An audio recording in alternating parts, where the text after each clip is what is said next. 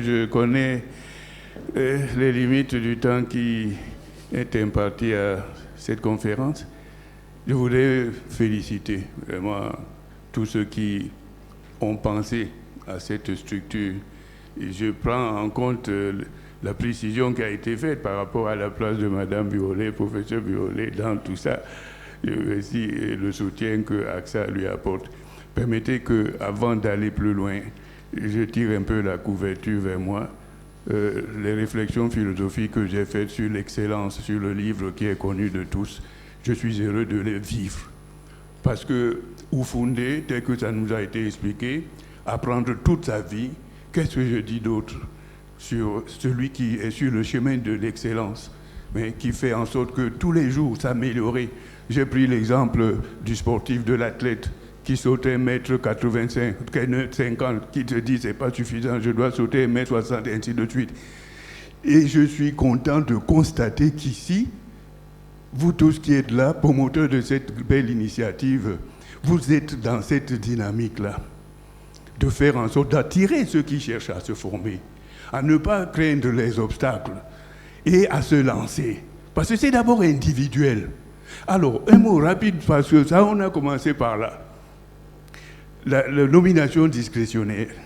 Mais pour la masse de ceux qui se forment, c'est le recrutement d'abord. Le niveau du recrutement. Je précise que ce que je suis en train de dire, ce n'est pas une question que je pose, en fait, il faudrait prendre ça comme une contribution à tout ce qui a été dit. Alors, après, la nomination arrive à un certain niveau. Mais il y a déjà le recrutement. Ceux qui se forment, peut-être tous ne sont pas déjà employés dans une entreprise privée ou publique, mais ils veulent être recrutés quelque part. Le profil d'emploi, ça c'est un concept qui entre en ligne de compte, qui n'a pas toujours été pris en compte aussi, n'est-ce pas, dans les présentations critiques de la situation que nous connaissons. Je salue en passant le ministre Ambazala. J'ai beaucoup aimé sa présentation très subtile tout à l'heure de la situation en ce qui concerne effectivement le discrétionnaire. Bon, alors, justement, pour aller vite toujours, le discrétionnaire, dans le public, c'est une chose. Mais ça m'étonne que dans le privé, l'entrepreneur vise à sa rentabilité. C'est l'argent. Il faut que ça rentre. Comment peut-on, effectivement, ne pas prendre ça en compte et se fier simplement à la famille? Parce qu'il arrive dans le privé que, eh bien oui, on prend le frère, le cousin, etc. Et on ne s'occupe pas de savoir s'ils ont la qualification. C'est ça que nous devons dire au privé. Sur les sociétés publiques, je suis content d'avoir appris que récemment, et Mme Violet, le professeur Violet, sait qu'effectivement, elle a fait quelque chose qu'elle m'a envoyé lire sur l'impact du décret qui a dit maintenant on attend que les sociétés publiques, les entreprises publiques aussi se soucient de la rentabilité, du rendement. Il faut produire, il faut le bilan qui soit positif. Ce n'est pas toujours en négatif, n'est-ce pas, qu'on ait des dettes. Pourquoi il y a des dettes? Pourquoi des insuffisances en termes de rendement? Parce qu'à cause de tout ce que vous avez rappelé, effectivement. Donc il y a d'un côté, le côté public, c'est qu'on a appelé et qu'on continue d'appeler enquête de moralité avant des nominations. Mais justement, je ne sais pas ce que ça a donné. Parfois, il paraît que l'enquête de moralité dit que celui-là n'est pas celui qu'il faut, mais c'est lui qu'on prend. Voilà, alors donc, enquête de moralité, ça me permet d'aller à autre chose vraiment. Je pourrais parler pendant longtemps, mais je suggère très fortement à tous ceux qui, et je suis content de voir qu'il y a les polytechniciens qui ont été associés à ceci.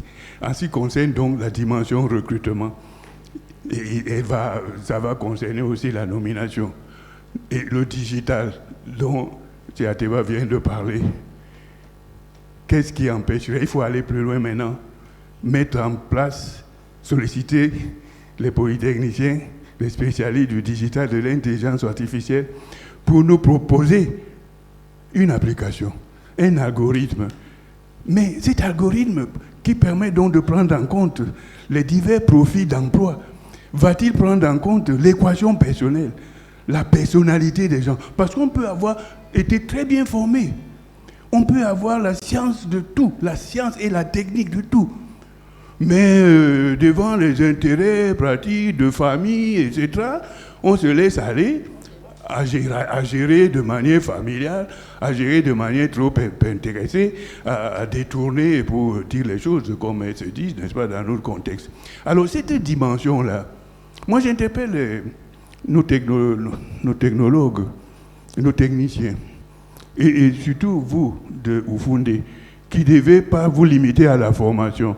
Est-ce que vous ne pouvez pas demain aussi associer des gens qui pourraient étudier des algorithmes, des applications qui permettent aux chefs d'entreprise et au pouvoir d'État, au pouvoir public, d'être dans l'objectivité. Parce que le plus difficile, c'est ça. Être objectif. Savoir que celui-ci est plus compétent que tel autre, même si c'est mon fils. Et ben oui, il est mon fils, il est plus compétent, d'accord. Mais ici, il est mon fils, mais il n'est pas le meilleur, il faut nommer le meilleur. Bon, quand je parle de fils, bon, c'est la proximité, c'est la question de la proximité qui est en cause ici. Donc effectivement, je vais terminer par là. Il est souhaitable que le digital, cette dimension, s'associe à la formation. Parce que sinon, effectivement, ils seront formés, abandonnés à eux-mêmes quand même, pour ceux qui n'ont pas d'emploi. Comment faire pour se faire recruter? Et alors, il faudrait que les responsables des entreprises et les responsables des administrations publiques, y compris les ministères, y compris notre fonction publique, utilisent des instruments numériques, notamment dans le digital. C'est une évolution qui est souhaitable, telle que, effectivement, je peux envisager l'évolution de la science et de la technologie qui permet des améliorations, mais il y aura toujours, effectivement, cette dimension personnelle, subjective, l'équation personnelle des gens, et que fera-t-on? Mais l'essentiel, comme je termine par là où j'ai commencé, c'est d'être toujours dans cette recherche-là. Merci de votre attention. Merci beaucoup, professeur.